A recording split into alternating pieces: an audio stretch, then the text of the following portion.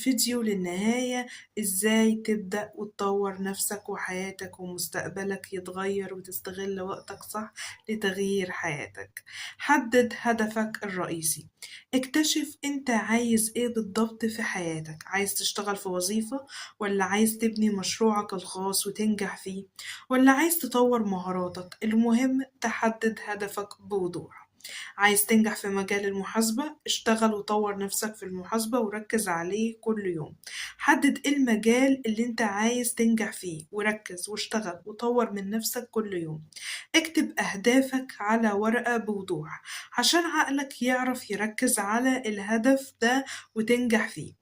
حدد ايه المجال اللي عايز تنجح فيه وركز عليه وحط طاقتك ووقتك وتركيزك عليه.